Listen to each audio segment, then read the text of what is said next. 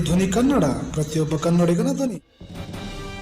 February 4ರಂದು NKS TV4 ವಾಹಿನಿಯ 4ನೇ ವರ್ಷದ ವಾರ್ಷಿಕೋತ್ಸವ ಸಂಭ್ರಮ ಕಾರ್ಯಕ್ರಮ.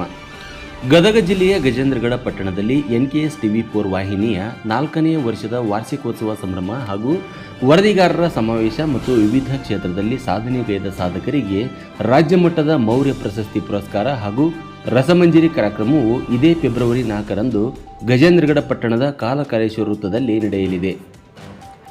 NKS TV4 ವಾಹಿನಿಯ ಸಂಪಾದಕರಾದ ಮಹೇಶ್ ಕವಡ್ಕ ಅವರು ಪ್ರಕಟಣೆ ಮುಖಾಂತರ ಮಾಹಿತಿ ನೀಡಿ ಮಾತನಾಡಿ, ಅವರು ಉತ್ತರದ ಬೀದರ್ನಿಂದ ಹಿಡಿದು ದಕ್ಷಿಣ ಚಾಮರಾಜನಗರದವರೆಗೂ ಸಾವಿರಾರು ನೊಂದವರ ಶೋಷಿತರ ಧ್ವನಿಯಾಗಿ ಅನ್ಯಾಯ ಅಕ್ರಮಗಳನ್ನು ಬಯಲಿಗೆಳೆದು ಉಳ್ಳವರ ದೌರ್ಜನ್ಯಗಳಿಂದ ಅಮಾಯಕರಿಗೆ ನ್ಯಾಯ ಕೊಡಿಸುವ ನಿಟ್ಟಿನಲ್ಲಿ ರಾಜ್ಯ ರಾಜಕೀಯ ಅಧಿಕಾರ ವರ್ಗದವರ ಗಮನಕ್ಕೆ ತಂದು ಯಶಸ್ವಿಯಾಗಿ ಜನಮನ ಮುಟ್ಟುತ್ತಿರುವ ನಮ್ಮ NKS TV4 ವಾಹಿನಿ ಅಭೂತಪೂರ್ವವಾಗಿ 4ನೇ ವರ್ಷಕ್ಕೆ ಕಾಲಿಡುತ್ತಿದ್ದ ವಿನೂತನ ಕಾರ್ಯಕ್ರಮಗಳೊಂದಿಗೆ ರಾಜ್ಯಾದ್ಯಂತ ಜನಧ್ವನಿಯಾಗಿ ಸೃಜನಶೀಲ ಸಾಂಸ್ಕೃತಿಕ ಕನ್ನಡ ನಾಡು ನುಡಿ ಪರಂಪರೆಯ ಪ್ರತೀಕವಾಗಿ ಕಾರ್ಯನಿರ್ವಹಿಸುತ್ತಿದೆ.